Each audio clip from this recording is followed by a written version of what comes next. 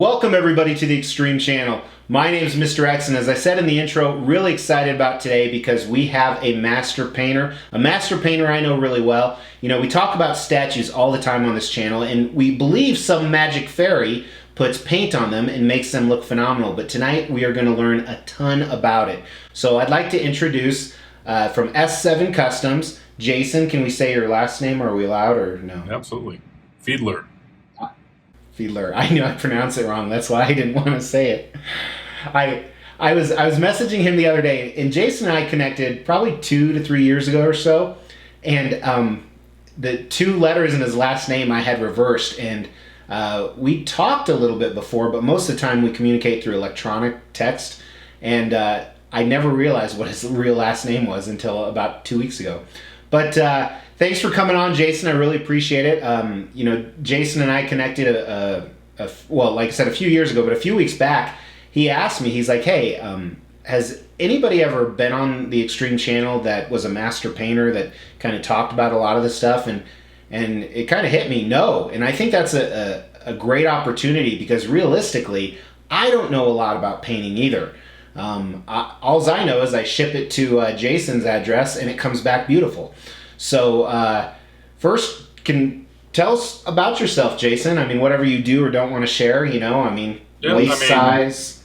So, I mean, I've been painting statues probably for about 4 years or so, but I have a background in traditional art, so I did sculpting, I did painting, and this is mostly like 2D stuff and that kind of thing. Went to school for advertising and eventually went to school for film and worked in the film industry for a while. Did a lot of visual effects work and that kind of thing. But I've always loved, you know, obviously the statues and all these sculptures and all that stuff. I was always interested into it.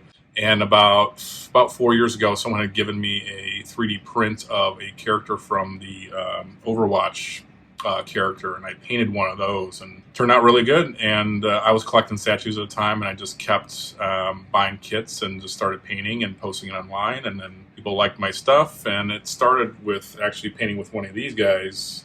I painted for myself, and then I started getting requests, and so yeah, it's kind of all downhill from there. I've just been, you know, doing all my communication through Facebook and through a lot of, you know, great people like yourself who commissioned me. But now I started doing prototypes for other studios, which is really cool too. So it's just been really fun. I just enjoy doing work for people or doing art for people, and love that, you know, people get to enjoy my artwork in their homes. So what, you said you were into statue collecting before you started painting, and, you know, were you into collecting before somebody gave you that 3D print? Or yeah, I had a bunch of Transformer statues, and I had collected some sideshow stuff. I didn't really know about the custom world, so I was collecting back then. I just loved the stuff. And what had happened is I had bought my boss at work a premium format Batman because he was a statue collector. And once I bought that statue, I got hooked. Wait, you bought it for your boss? Yeah, we do a Christmas gift for my boss every year with all the leaders at my company, and we bought him a premium format Batman, like the OG, you know, fabric mixed media Batman. I thought you had personally bought your boss a $400 or $500 gift. No, I put in like $50 or something. So yeah, no. Okay, and so. Right now, you do paint full time, but you also have you work full time as well. So I outside of painting, I manage an Apple store. So I've been working for Apple for about 15 years. So, but don't have any kids or, you know, anything tying me down. So I paint full time and I work full time. So I'm a busy man. So are you guys back open with COVID now? We're reopening in 6 days. We're opening to limited capacity, like doing personal pickups and like limited capacity in the stores. So it'll be interesting. So back to normal. And no more conference calls, so that's good. So when did you decide you're going to paint your first piece? Is that the 3D print that a friend gave you of Overwatch? I had just broken up with a girlfriend, and like I needed something to like, and I had just stopped doing film about a year ago, and I really needed a creative outlet. And you know, it was just it was good timing, and I took it, painted it for somebody, and it did I did a great job. I'll have to show you some pictures of it for the video, but and then I enjoyed it so much, I started buying airbrushes and paints and looking online to see if I can find any more things to paint. And I started painting small models and just figures and stuff like that. And finally got to finding that Green Hulk and a couple other pieces from some commissioners some years ago. It was an Apocalypse, the big tall Apocalypse one from DXL Designs with the big cape. I did one of those for somebody. And then from there, just people loved my work, and I just kept doing it. So I've painted probably 100 statues, maybe more since then. So I'm booked out for a couple years. So I'm pretty busy, as you know. So in right now, I think when you and I initially connected a few years ago, you were mostly doing or commissions for people, whether it was kits or repaints. But as you said, now primarily kind of your goal is you want to get into the prototype world, and not you want to, but you're deep in it, right? Yeah. Right now I have, look over here, you can see there's a Vision over there right behind that Silver Surfer. That's a prototype I'm doing. I think that's really, I find it even more satisfying because now I get to paint the master. The factory gets to copy that, and I've been with some of the studios, I've been direct contact with the factory itself. So we've been going through back and forth on the paint, and I've been working with them to make sure that the paint is as close to the master as possible. And it's been really, really good. And just now, a lot of the pieces I did prototypes for are now shipping, so I'm get to see people actually seeing that piece in their collection, and that the satisfaction from doing that is so great. So really, really love it. And also, as a nerd, like I get to see and play with the first one of that piece, and there's no other one in the world. So it gives me an opportunity to see a lot of cool stuff. So my collecting itch is always itched. So prior to kind of experimenting, like you said, going to those models and stuff, you did have an art background, but had you painted any like 3D sculptures prior to that, or was it just, hey, I'm going to try this? It is something I just tried. I had never. I built models when I was a kid, but I never painted them. I love building them and stuff like that, but I've never painted a figures from that one 3D print. Was my first one I ever did. And how long ago was that? About 4 years ago. Which just blows my mind because I own probably 5 or 6 pieces you've repainted or painted for me. And then I've had a few run through here where you painted the prototypes that the commissioners let me, do a video on it. And it's amazing to me. I'm just blown away, honestly. And that's amazing. It's like the detail about doing the skin tones and the shading and the realism, like that for me comes naturally. A lot of times when I paint something, I don't look at references. I just paint from my memory. The thing that I was challenged with this whole time when I was working and learning and painting figures is the chemistry of paint, like what paints to layer and use and techniques and stuff like that. So that's what I learned. But like the shading and the creativity and all that stuff, that was easy for me to get. It always comes really natural for me. So, and even like skills of like building these and making sure that everything's perfect on them, that is always been a learning process too. But like the artistic part of it, never have a problem with that. And I just keep pushing myself, trying new things. So, and that's why it's when you and I first connected, I didn't give you much direction. I was kind of trusting yours, and even now you have I think 2 or 3 pieces of mine now, and I'm like, why don't you come up with something? I'll give you a tiny bit of direction, but I'd rather, I think you're more creative than me. I'm creative at ideas, but not specifics. Yeah, that. The thing about an artist is like, just like getting a tattoo, right? If you walk into a tattoo shop and you give someone an image and say, tattoo this on me, now you're asking an artist to take someone else's artwork and put it on you, which they're not going to do that great of a job, right? But if you go to like, hey, this is my idea, I love your art, draw this for me and do your art on me, that you're going to get the best work possible. So when like you had said, hey, this is kind of the idea I have, other than that, run with it, you're going to get the best work possible by saying that and giving me that creative freedom. And obviously by seeing my other work and understanding that I'm going to be able to paint it well for you. I think that trust between us and giving me that creative flexibility always will make your collector win in the long run. So, Yeah, and and there's so many great painters out there, but most of them, like you, are booked, years out in advance.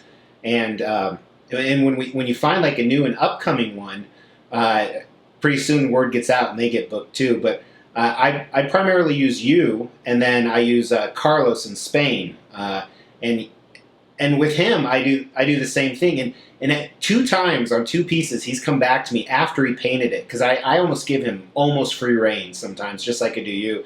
And I'm like, what the hell? And then I start looking at it and looking at close-ups. I'm like, damn, that's pretty sick, actually. So, to everybody watching, we actually we're filming this ahead of time. Obviously, it's pre-recorded, like George Carlin says. Of course, it's pre-recorded. When you can record it after. But the members of the Xtreme Channel, you can check out a video about that. They are actually on this live, and they are fielding questions. So we're going to field some of those questions. So some of these will go out of order, but it'll, naturally, everything will get answered. So we're going to address some of those right now. So MTB says, and I wonder if he's asking in comparison to a kit. What's harder, to paint a kit or repaint a statue, and why?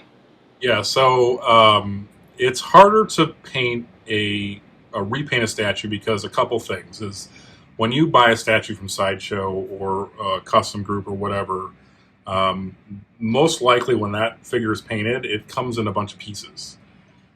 More pieces than you're used to having when you get that collectible in. So that gives a painter the ability to then go in and paint all those parts separately, then put it together so you have those nice clean lines and all that.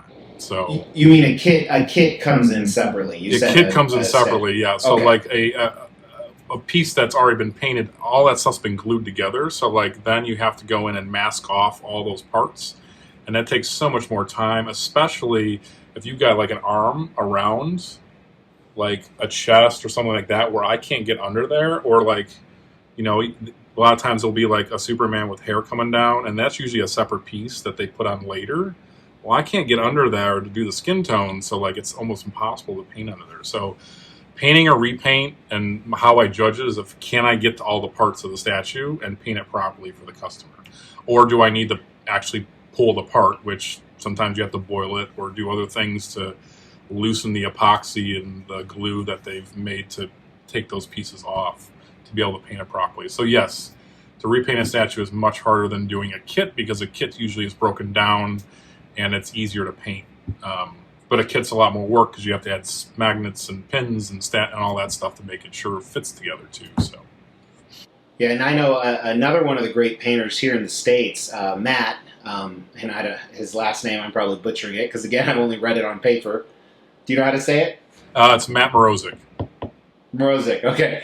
I remember he one time he ordered a kit, and it wasn't a kit. It was essentially an unpainted statue, and he was upset for exactly the reasons that you were stating, because an unpainted statue and a kit are very different. That was an Onslaught you're talking about. I think he was talking about where it was all the parts were glued on. Can't paint it, so it's impossible to paint. So Anna, how long is wait time for a paint job? So I don't know if she's asking if it's for your availability or how long does it take to paint a piece.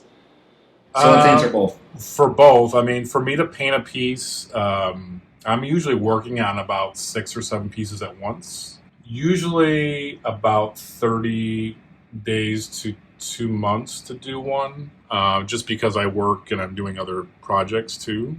If I were just to paint one piece, like just barrel down and paint it, it really matters what the piece is. But for example, if I painted one of these Hulks, I could probably do that Hulk in probably a week. Making sure everything's drying properly and all that. But you've done like 20 of those, right? I've done 12. I actually have 3 more coming to my house, and I have 5 more sitting in my kit room. So yes, I'll have 20 painted at one point. And one of them is mine. My Red Hulk you resculpted and did, which is looks just like this guy with the Juggernaut head. This is the third. This is the 4th red one I've done, and I just had Troy McDevitt, who sculpted these Hulks, sculpted me some custom heads for this particular Hulk. So now I have gray and red that we can put on this Hulk, sculpted by the sculptor. So I actually re-sculpted the head on these to make it look like a red Hulk, but I'm not that great of a sculptor, so I had the the guy do it. What I actually like about it is on mine, it doesn't look like a traditional General Ross. It's more of like a roided out Ross, and I liked it because it was different. Because I have another Red Hulk that is very General Ross, like the sculpt you just said. So I actually liked it because it was different. Yours is my favorite Red Hulk I've done. I think it's like the head sculpt, the paint. It really is one of my favorites. So don't sell it.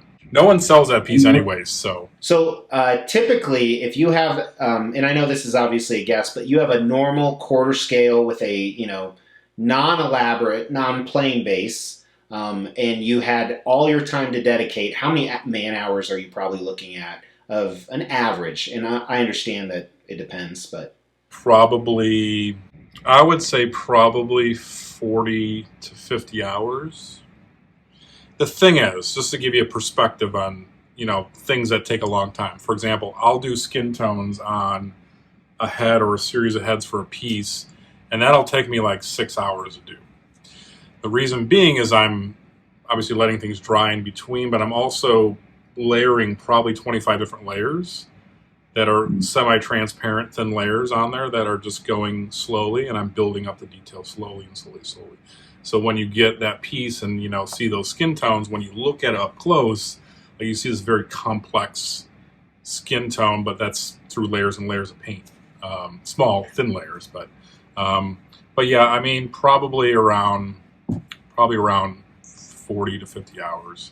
Some things like if you see the Ross Superman behind me, Alex Ross one, that particular piece is so well done that I could probably paint that in 20 hours. But the average is between 40 and 50 for most pieces. So when I have a garage kit, which is these Hulks, so there's two different type of kits. There's one that like everything fits together perfectly. It's primed. It's almost ready to paint. Obviously, there's always something to fix on there. But then you have garage kits, and these are kits that people make basically in the garage, and the fittings are not exact at all. You have to go in and like sculpt the head on there and do all that work and make sure everything is perfect. So there's a lot of pre-work before you paint. So it matters what the piece is, but if it's like some of the kits behind me, you can see like the Batman and Wolverine, you can see them in the far background. Those are all really, really nice kits that, almost ready to paint. So. Okay. Yeah, I remember when you were painting my Sabretooth, which is one of my favorite pieces, which you said you never want to paint one of those again. You actually went live on Twitch. Do you do that? I'm going to come back to that, but do you do that with a lot of your pieces now, or was that just then? That was something I was trying out. I was thinking like, hey, maybe I can make some money from people watching me paint statues. The problem is I paint so randomly, and like I don't like being on camera the whole time, so it was just something I was trying. It was cool because you guys got to dial in and actually watch the process of painting those guys. So I might do it again. My studio is actually wired for 3 cameras to stream, so I might start using it again. Yeah, it was pretty cool, honestly, and I did. That's the only time I've ever used Twitch was to watch you for those, and I remember that's when I learned that you and I had the exact same playlists on our iPhones. Yeah. That's fun. So next question from Jeebus: is it harder to paint a body or a base? Most of the time, the body, because you have very calculated lines that you got to do. Base, you're painting rock or snow or a log, like it's very organic, so like it's much easier to paint a base. I can sit down and paint a base in probably an hour for a lot of pieces. Like for example, is it the one we were talking about earlier? Yep, this is a base that was horrendously painted. I mean, great statue company, great sculpt, but this base was painted very poorly. But I can probably sit down and paint this base in probably a couple hours.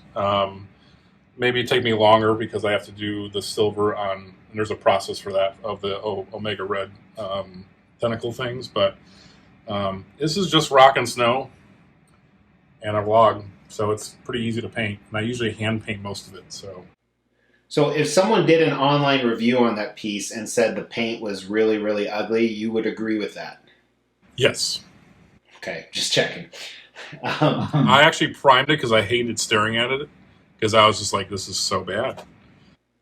Yeah, which I was shocked because that factory does very good paint typically. And it was just miscommunication. All right, so another question. So Rome wants to know, what characters do you hate painting? That's a good question. The character I hate to paint is Silver Surfer. And you would think, right, he's one color, super easy, but so I've painted, there's one in the background right now. I think you guys saw the last level one that you have. The one walking on the planet. The museum. Yeah, the museum pose one. And then I have the super popular bushy one that's on the wave. I painted one of those. Yeah. The problem with painting a Silver Surfer is that the silver process, first of all, making it chrome I can't do because that's a very toxic, specialized process that uses metal and everything else. So we have to use other ways of painting it. So this is a Silver Surfer in the process of being painted. You can notice that he's black. There's a reason for that. In order to paint and get that chrome surface, you have to paint it a mere black first, and then you overlay slow layers of this metallic thin paint that make it look like chrome. The problem with painting these is that the surface has to be perfect. If there's any defects at all, you see it immediately. And so I'm sanding, painting, sanding, painting. It's just so frustrating. So that's my worst. Yeah, and mine of that piece, Carlos did, because those only come in kits, and there's this tiny little blemish, and it's not very noticeable, but I did notice it when Carlos sent me the final pictures, and I asked him, and he gave me the exact same thing. He's like, John, this is, I mean, you have no idea. It's impossible. Impossible. That's what he said. To make it perfect. So anyone having expectations, it's unless I have a clean room with a air filtration system and it's like, like you're painting a car or something like in there, I can't make it perfect. It's just not possible. So I'm so glad that Rome asked that question, because that was version 2, Silver Surfer version 2 from that group. The first one is the black hole. Version 3 ships this month, and I was going to ask if you wanted to paint it, so now I know you don't. Well, the thing is I have the other Surfer that I painted, the bushy one, and that one I'm actually repainting it because I'm unhappy with it. Just because I'm unhappy with it, not because the client told me they're unhappy with it. I just want to redo it again because obviously personal pride, but like I can do the silver better, and I'm constantly learning, getting better at it. So, but I'm kind of tempted to bring it to an auto shop and actually have them spray it down in their booth to make it perfect. So I might do that. So this next question is a great one. Obviously, not all of us have time, or even painters have time to fix little blemishes. So if we're going to try and touch them up ourselves, what do you recommend for paint and to match a color? I mean, I know that's kind of a broad question, but any hints? So a couple things, and I give a lot of people advice, and I get contacted by a lot of people in the statue groups. When paint is wet, it's a different color than when it's dry. So that's one thing you have to establish. One thing you can do if you want to touch up your statue, making sure that first the area that needs to be touched up is not multiple colors, because if it is, it's going to be pretty much impossible to touch up. But what you can do is take a piece of paper and you fold it and you cut a hole. So there's a hole inside of here, and then you paint around that hole, let it dry, and then you can lift that up to the statue, and through the hole you can see the color of the statue and your color on the card. That way you've got a matched paint color. And then you can use, obviously if it's too light or too dark, you can adjust that accordingly, and then you'll be able to then touch up that spot. It's less is more. You always want to do thin layers. You don't want to just like glob it on there either. but making sure it's not multiple colors, because that way you're going to have to rebuild when I do touch-ups for people for like repairs, a lot of times I'll have to do 5 different layers of different things, because I have to analyze how they painted it in the factory to be able to actually match it right. So it can be a little complicated, but if it's one color, it's really easy. Just do the paper trick and get yourself a bunch of primary colors, and you can mix the color down to that color and match it just right. So I'm a novice, obviously a very big novice. Where do I even buy statue paint at? I mean, a lot of, believe it or not, a lot of people buy the cheap craft paint at Hobby Lobby. You know, all that stuff that's $1.29, like you can buy that. I buy model paint. I probably should buy the craft paint, but I buy, you know, Model Color, Tamiya, Vallejo. These are all, you know, paint for people that paint, you know, military stuff and all that. So I use a lot of that. I also use a lot of graffiti paint to do a lot of my base coats. So like, you got bigger things like these Hulks, like it's much more economical to use a rattle can to paint the first layer. If I paint one of these guys, he's huge. This, you know, I'll use a rattle can, and I found that there's graffiti paint is amazing because it comes in a million different colors and it's matte. So I've been using graffiti paint for a lot of this stuff, and it's pretty cheap. Yeah, and I buy my clear coat is just Krylon matte clear coat I buy from Walmart, but it's really not anything special. Yeah, but I'm saying that True Coat, you don't get it. You get oxidation problems. So another question that I kind of thought of based off that question, repairs. Now, when doing a statue repair and there's a small chip missing of some type, you have to resculpt that, correct? Can you walk us through like an overview of that process? Because I don't even know how it's done. Let me grab something real quick and I'll show you. Hold on. That's what she said. So this a lot of people probably might have heard of this stuff, but this is what all of us statue people use is epoxy sculpt. And I buy tons of this stuff. It's 2-part epoxy. Basically, the working time, it's just like putty, is about an hour, 2 hours. And you could sculpt this, smooth it out with water, and really make that repair chip perfect. It takes about 24 hours to cure, but if you bake it in the oven for an hour, it also cures within an hour if you do that. This way you can sand it. It's like concrete when it's cured, and it's amazing stuff. I use it on all my stuff, and that's basically how you do it. Fill it in with the putty, and then you match the paint it over, and it's like just like new. The most common question I see in statue forums, besides is spec fiction legit, is what kind of glue do you recommend for people to reglue clean breaks? So clean break, if you're going to glue something, first and foremost, you put as little super glue on that part as humanly possible. And you, guys, any of you have known that if you've repaired a statue before and you've globbed that super glue on, and after you're done, you've got that ring of crap around there, it does not look good. So you have to put a very little bit on there.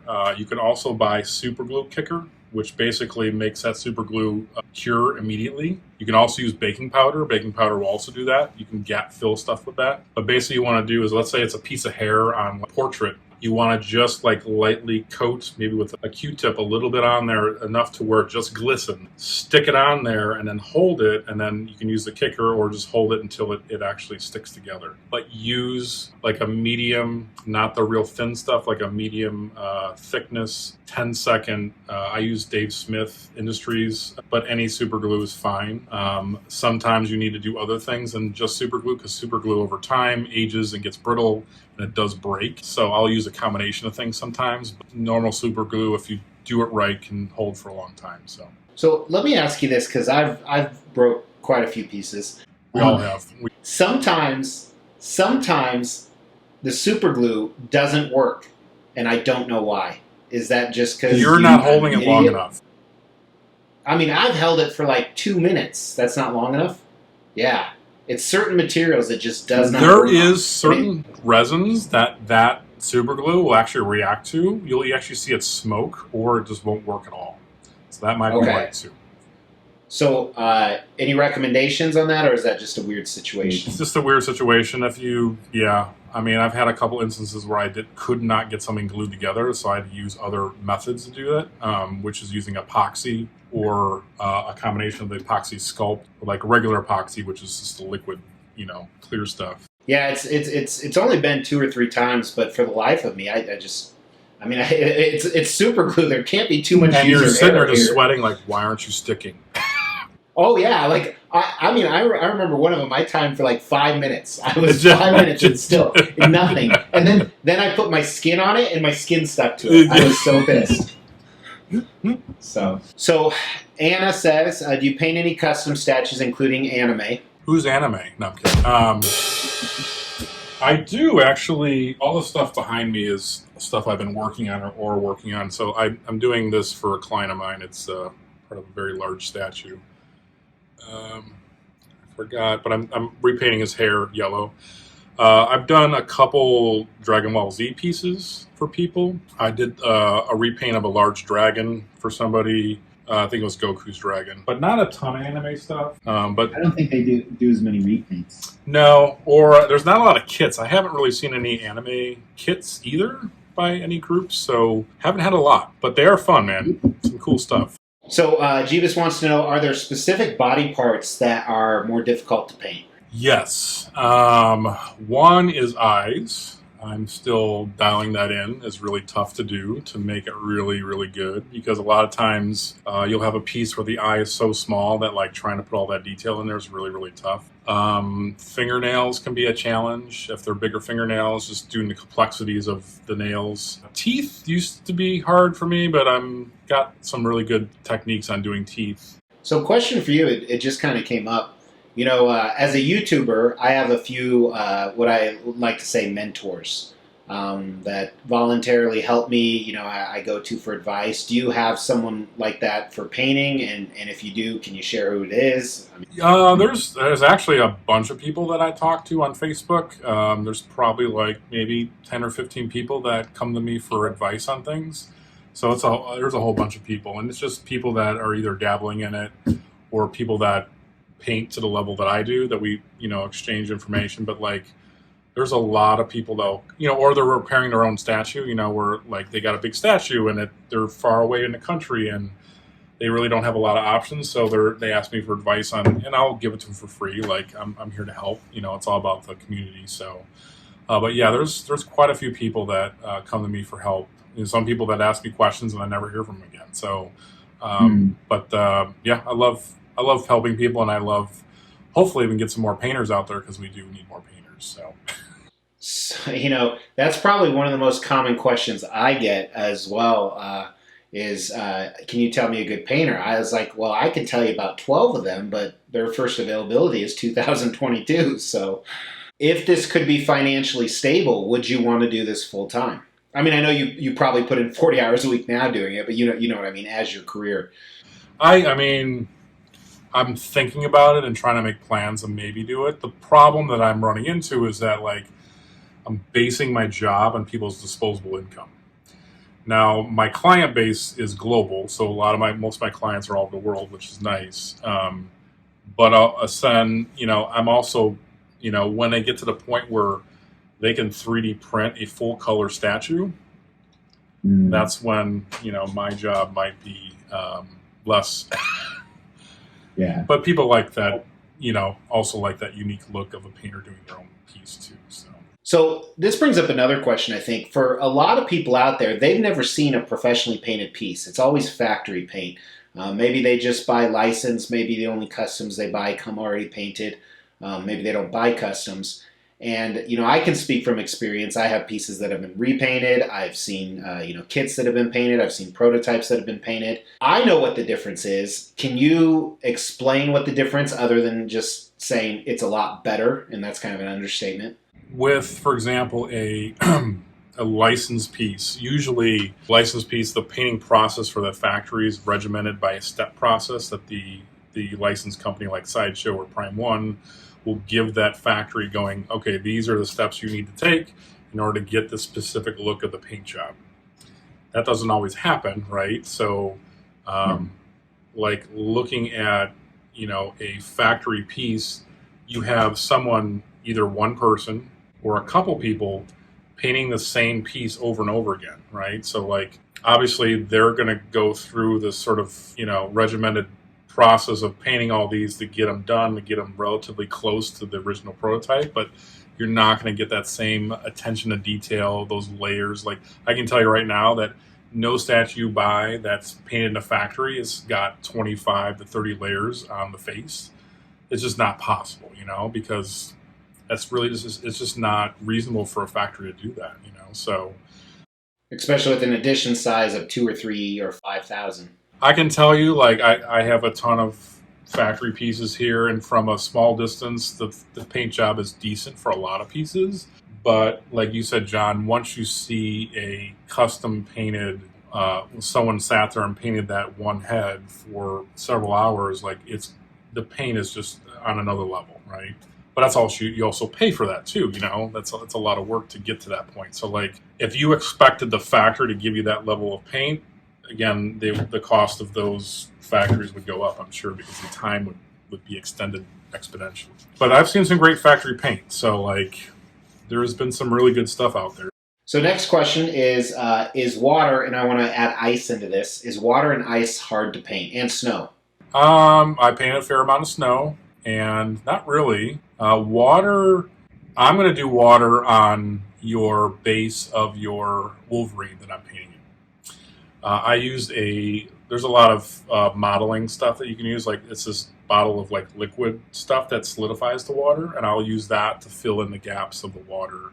So it's like this rubbery epoxy stuff. And then what I'll do is I'll paint under the water, then I'll put the stuff over it, and then whatever's painted under gives you the sort of 3D effect of the complexity of the water pool, and then you have sort of the glossy layer of the water on top. Snow and ice, really easy actually, because snow is pretty white and your shadowing is like blues and stuff like that. So it's really actually not that hard to paint. Next question is, when you repaint something, do you have to get rid of the original paint? Do you have to scuff it off, or do you just paint over it? No, actually, let me give you an example. Hold on. So this is a custom Bizarro Superman I'm painting for a good friend of mine. You can see it was painted already. I'm repainting it like purple and blue. Light coat, like sanding it. So basically I'll sand it, just a light like 600 grit sandpaper, just to kind of rough up the layers. I'll then wash it with soap and water to get any grease off of it. And then I'll use usually a light primer, usually a modeling primer that's got really, really thin layers, and I'll just mist it on there. So you can see it's not fully covered, but this way I have a really nice even color, and I also have a nice spot for all the paint to bite to on the piece. So I don't get any paint lift or anything like that, but that's about it. I don't strip it or anything like that, unless like the paint's peeling off or like there's big issues with it, then I'll strip it with like acetone or something like that, but usually it's just a little bit of primer. That's it. This next question is a great one. I think this is also a very commonly asked one, and obviously it depends on the painter, it depends on the complexity / size of the piece, but let's just stick with let's do a 1/4 scale piece. Base is not complex but not simple, so like a sideshow premium format maybe. What is the average cost to paint a kit that's equivalent to like a sideshow premium format? Expect to pay if you're having a master, someone who's really good at painting, like someone who does really good work. Expect to pay between $700 to $900 for a 1/4 scale piece. It sounds like a lot, but it is a lot of hours are put in there, and if I break down how much money I make per hour, it's nothing. So I mean, it sounds like a lot, but yeah, it's about the range. Yeah, and I think one of the big problems we're running into in the industry right now is, as we talked about, the good master painters are so far booked out. Right now, I think I have over a dozen pieces with painters. I would love to send. I recently reached out to Jason for another one I want to send out to him, and he's like, December, hopefully, that Gadaiju, and he's like that's hopefully, and just so you guys know, generally the really good master painters, whatever deadline they give you, add 6 months to that. Because most of these great master painters are doing prototypes, and prototypes do get bumped to the front of the list because there are, anywhere from, 40 to 100 people waiting on that prototype where it's just you waiting on your one individual piece. Yeah. Yeah, it does, and life gets in the way. Like, it's just, the thing is I will never rush through a paint job. I have to be proud of it before it leaves my house. So, like, sometimes it takes longer, and I have some people that will bother me every other day. Is it done yet? Is it done yet? And I have other people, John, you've been super patient with me, and I'll make it worth your while. A lot of times I'm late, yes, but I will do my damnedest, and I always follow through. Well, I have an advantage most people don't. I have a few other arrivals in between, so that's true. It keeps me satisfied. Oh, yeah. I think you still have my I Franco piece. Oh, yeah. from 3 years ago. Oh, yeah. But I'm not in a hurry for that. Yeah, so. I'll bang that out at one point, but yeah, I'm looking forward to painting that guy too. So, But I do. Wolverine is right there, ready to go, and you'll get him soon. So I'm excited. And I am going to send you my Franco Hulk though, and I know. Oh yeah, no, you have to send me that. I knew it'd be kind of a mutual thing. So yeah, I can't wait to paint that. Next question: is it difficult to paint blood and blood splatter and on open wounds? That's a good question. I just started doing blood, believe it or not, John. I've done blood on, I think, 3 different pieces. Some of you might have seen my Wolverine I've done. John reviewed that one. I'm working on a Punisher vs. Walking Dead piece right now that I have a bunch of zombies popping up with blood on them. I bought some really great blood paint I have dried blood, fresh blood. I have all these different various shades of blood that I play with. And honestly, I got some great spattering techniques. It actually was pretty easy for me to do. But what I did is, for example, with the Wolverine that I painted, like, for example, he had the slashes on his body. So you had to think about, like, how this blood's going to act in the real world when someone who heals right away, how that's going to look when those slashes are made. So first I did is, for the slash, I painted the skin tone under this, the rip in the clothing, painted the skin tone. And then I made the skin tone a little bit of red, but I also made sure the skin tone, you can still see it.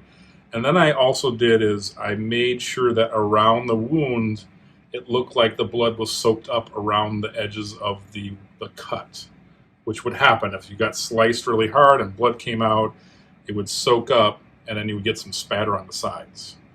So that's kind of how I did it, and it turned out really well.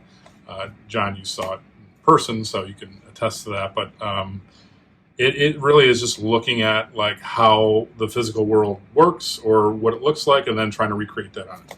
So I'm sorry to let you know, Jason, SF5FTW is going to come after you because you keep calling me John. Oh, crap. Yeah, the name is Mr. X. Mr. X. Said it like 6 times. I know, I'm sorry. 6 times. This dude freaks out when people call me John. So I guarantee half the people watching are similar to me. They know the absolute very bare bones basics. There's probably a few master painters watching, and then there's some people that have done some dabbling on their own. So this is really for the people like me. What would you say is the biggest misconception or false truth or just something we don't know about painting a kit? I think it's the sheer amount of time it takes to do it. I think the amount of, like, even if I get a almost perfect kit from a great factory, like Ownage is one of them, there's always something that you have to do to it before you paint it to make it perfect, because something just doesn't fit right. For example, like that, the Superman right here, that one is pretty much ready to go, but again, like, part of his neck pops up above his cape, so you got to, like, sand that down. His cape kind of lifts up a little bit, so you got to heat that so it sticks to the, it's nice and flush around his neck. His chest plate has to be heated up so it fits perfectly on his chest. So there's a lot of these steps that you have to do before you paint, and that sometimes can take longer than the actual paint job, the prep work. Especially these Hulks, the prep work on them is longer than the paint job. So I think the amount of time that it takes to make sure it's as good as it can be. But I can tell you right now, nothing's ever going to be perfect. It is impossible There's no such thing as a perfect paint job, especially for us guys painting in our house. We just don't have the facility to make a perfect paint job. There's gonna be something on there. Now you might not be able to see that as a collector, especially with the custom painted pieces, because we're so strict on making it perfect. But I can tell you, no statue paint job is ever absolutely perfect. On a factory piece, I can look closely at it and see 100 different mistakes, but most people won't see that either because they're just not looking for it. So. Next question. Have you ever painted custom art to match a statue? I'm in the process of doing one of the Carlissimo Samurai Wolverines. I have 2 of them. I'm having one of my tattoo artists that a friend of is actually painting the back tattoo of one of them.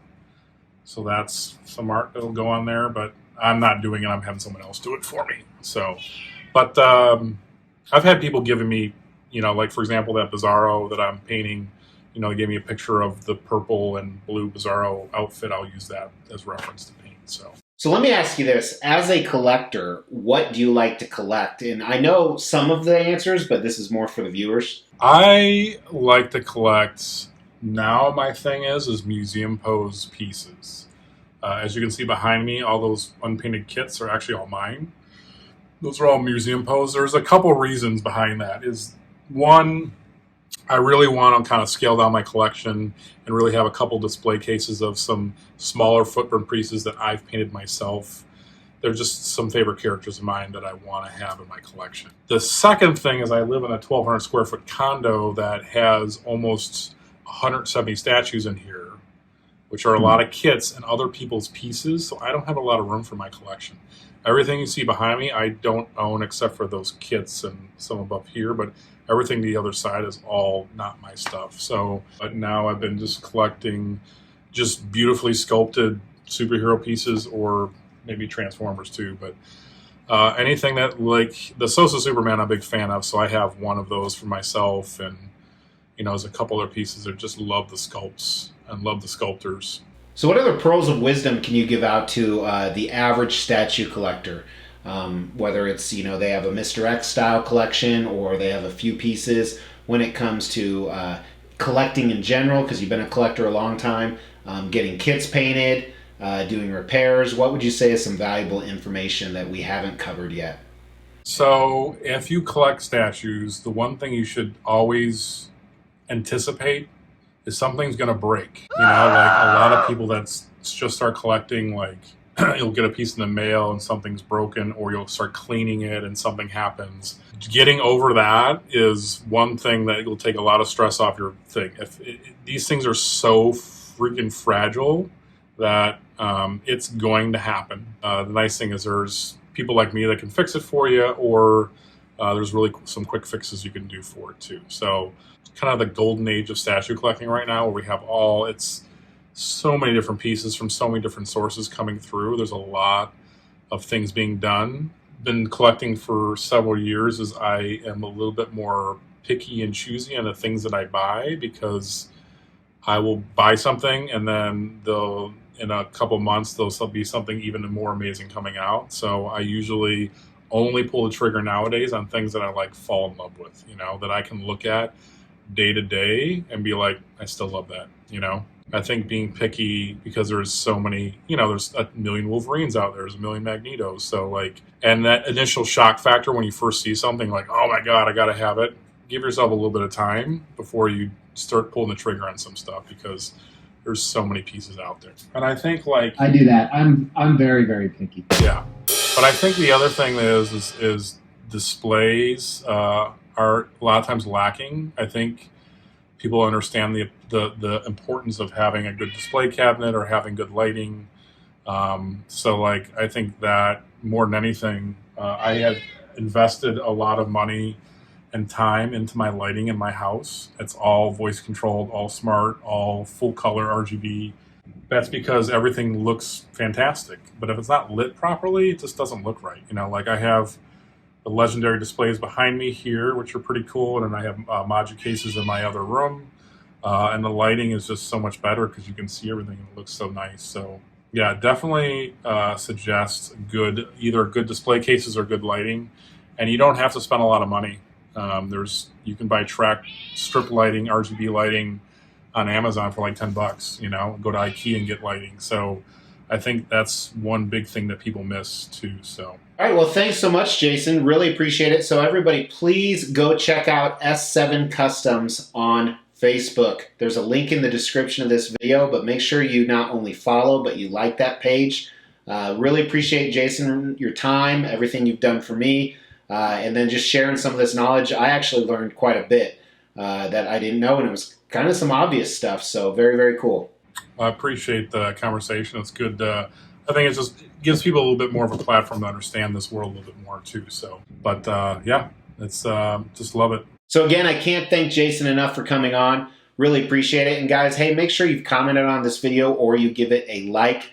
Also subscribe to the Xtreme channel as well as checking out S7 Customs on Facebook. Check out some of these other playlists or click on that Mr. X logo to subscribe. Thanks so much. Have a great day. Talk to you tomorrow.